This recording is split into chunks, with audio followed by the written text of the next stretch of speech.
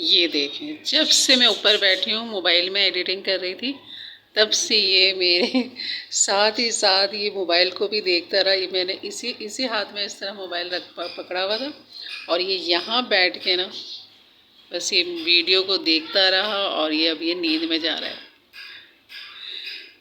ऐसे लेटा हुआ ये हाथ पे।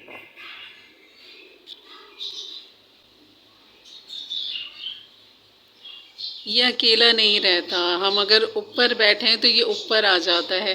रात को भी हमारे साथ ये बेड पे ही सोया था कल रात। मैंने कहा मिर्ज़ा इसको छोड़ दो, इसके हाल पे ये खुद ही ना सही हो जाएगा। तो यही हुआ कि हम जब बेसुध होकर लेट गए ना, जब तक हम जाग रहे हैं ना तो ये भी बहुत मस्त आता है ये। और जब हम थोड़ा सा नींद की तरफ चले गए, बिल्कुल हिले झूले नहीं, मैंने कहा मिर्ज़ा बिल्कुल आराम से लेट जाओ, ये तंग करेगा वरना। और वही हुआ कि इसने जब देखा सन्नाटा हो गया, और उसके बाद तो फिर ये भी नींद की गनूदगी में चले गए। इसका चेहरा मैं कैसे दिखाऊं नींद में बिल्कुल देखो लटका हुआ है बिल्कुल मेरे हाथ पे ये। चलो यहाँ से थोड़ा सा करीब करती हूँ। ये देखें भाई, सो रहा है, इसकी आंखें बंद हैं। तो ये है, इस बच्चा तो बहुत ही मानूस हो गया। और यकीन हम तो इतना घबराते थे बिल्लियों से, बिल्कुल पसंद नहीं करते थे। सिर्फ उनके बालों की वजह से ना मिर्ज़ा को भी एलर्जी जैसी महसूस होती थी, और मुझे भी नहीं अच्छे लगते थे ये लोग। लेकिन बस क्या कह सकते हैं अल्लाह की मखलूक है, और इसने इस तरह हमारे दिल में जगह बना ली कि वो गटर में गिरे, वहाँ से निकले और यहाँ तक ये पहुँचे हम तक। और मज़े की बात ये, इसकी माँ इसको कबूल नहीं कर रही। चलो भाई सोनू दीदार तो करा दो भाई, निन्नी ले लो तुम, इतनी सारी निन्नी ले रहे हो। ये देखो भाई, नीली आँखों वाला हमारा बिल्ला नींद में है भाई, कह रहा सोने दो, ऐसे हाथ पे सो रहा है ये मज़े से। चलो जी इसको सोने देते हैं। चलो भाई सो जाओ, आप सो जाओ, ठीक है। अस्सलाम वालेकुम, उम्मीद करती हूँ आप सब खैरियत से होंगे। अल्हम्दुलिल्लाह हम भी ठीक हैं।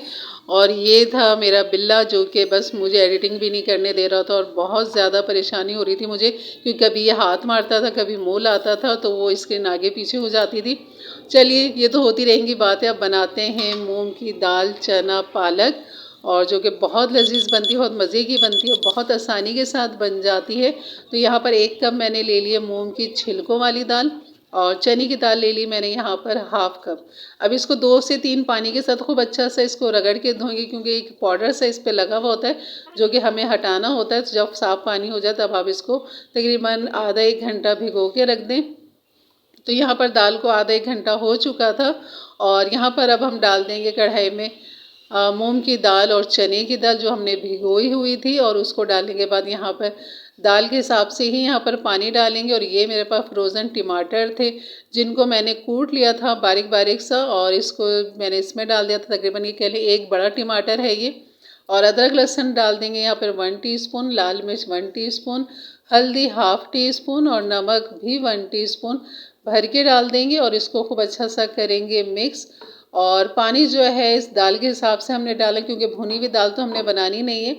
और यहाँ पर जो है प्याज मैंने तकरीबन दरमियाने साइज़ की एक प्याज थी जिसको बारीक स्लाइस कटिंग कर लिया था, वो हमने यहाँ पर डाल दिया है। अब इसके अंदर जो मज़ीद जाएगा वो है पालक, जो कि मैंने कल की रेसिपी बनाई थी कोफ्ता पालक। और ये पालक बच गई थी, जैसे कि मैंने आपको बताया था कि मैं फ़्रोज़न करके रख दूँगी।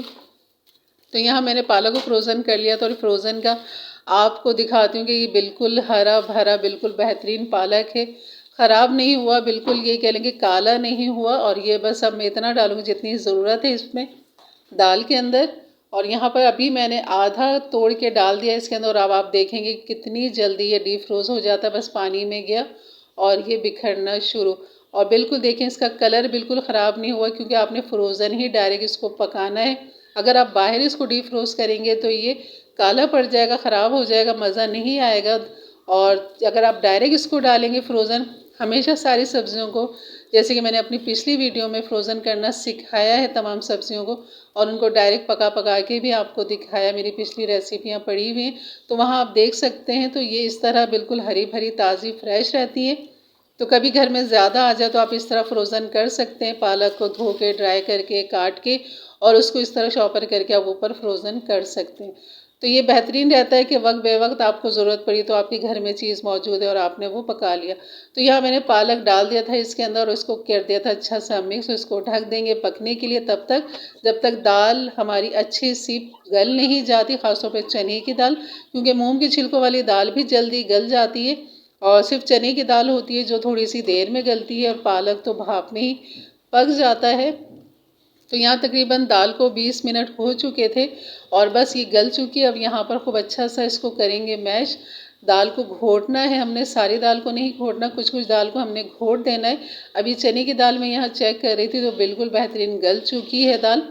तो बस इसको मैं हल्का सा चमचे की मदद से ही घोट रही हूँ। और मैंने इसके साथ बनाए थे बॉयल राइस, क्योंकि उसी के साथ मिर्ज़ा को भी मुझे भी बहुत पसंद है। और या तो फिर तंदूरी नान हो तो क्या ही बात है, मज़ा आ जाता है, यकीन करें बहुत लजीज लगती है। तो यहाँ पे मैंने घोटने के बाद इसमें पानी डाल दिया, तो इसे पकाने के बाद 2-3 मिनट। अब यहाँ पर मैं डाल दूँगी हरा धनिया। तकरीबन हाफ गड्डी मैंने हरा धनिया ले लिया था जिसे बारीक मैंने काट के दाल में डाल दिया था। और इसको खूब अच्छा सा करेंगे मिक्स और करना है अब इसका तड़का तैयार। और यहाँ पर ये देख रहे हैं दाल का लुक देखें, ये थोड़ी सी नरम इसलिए रखी है क्योंकि चावल बॉयल किए मैंने उसके साथ, इसलिए नरम रखी है। अगर आपने रोटी से खानी तो थोड़ी सी ठीक कर लें इसे, और रोटी और चावल के हिसाब से आप दाल को मतलब कम या ज़्यादा कर सकते हैं। और यहाँ पर अब करते हैं तड़का तैयार। तड़का हमेशा घी से लगाएं दाल के अंदर। और यहाँ पर जो इसके लवाजमात हैं तड़के के, वो है लाल मिर्च छोटी वाली 4 अदद, हरी मिर्च मैंने 3 से 4 ले ली जिनको बीच में से 2 कर दिया था, लहसुन की कलियाँ ले ली थी 6 से 7 जिनको बारीक काट लिया था, सफ़ेद ज़ीरा 1 टीस्पून भर के ले लिया था। तो ये सब जो है आप मिर्चें और ये लहसुन मिर्चें सब आप जो ज़ीरा सब एक साथ ही डाल दें, कोई आगे पीछे डालने की ज़रूरत नहीं है, बस सब एक साथ डालें। और जैसे ही ये लाइट गोल्डन हो जाए तो बस हम लगा देंगे अब इसका तड़का। और इसके तड़के की जो आवाज़ निकलती है ना, मुझे बहुत ज़्यादा पसंद है। चलिए सुनते हैं। तो ये थी हमारे दाल के तड़के की आवाज़, यकीनन आपको भी अच्छी लगी होगी। और ये है पिसा हुआ गरम मसाला 1 टीस्पून, ये भी हम इसके ऊपर डाल देंगे, यकीन करें बहुत लजीज खुशबू और जायका बनता है। और खुशबू और जायके से आपको मैं ये बात बताती हूँ कि मिर्ज़ा जैसे घर में आए ना तो उन्होंने यही आते ही कहा कि क्या तुमने दाल पालक बनाई है। तो मैंने कहा जी मिर्ज़ा तुम्हें कैसे पता, कह रहे खुशबू माशाल्लाह घर में बहुत महक रही है। तो ये वजह है खानों की लज्जत की, तो बनाइए मेरे अंदाज से मेरे तरीके से, और यकीन करें कि घर में इसी तरह खुशबू महकेगी और आपके जो घर वाले हैं वो आपकी तारीफ़ किए बगैर नहीं रहेंगे। तो बॉयल राइस के साथ खाएं, तंदूरी नान के साथ खाएं, दोनों से बहुत लजीज लगती है।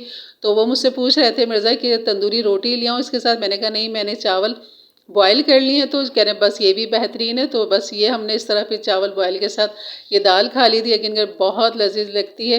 तो मेरे चैनल पे नए हैं तो ज़रूर सब्सक्राइब कर दें और नए आने वाले ज़रूर सब्सक्राइब करके जाएं, और जो पुराने हैं मेरे देखने वाले वो भी ज़रूर सब्सक्राइब कर दें। इंशाल्लाह मिलते हैं एक अच्छी वीडियो के साथ, तब तक के लिए इजाज़त दें।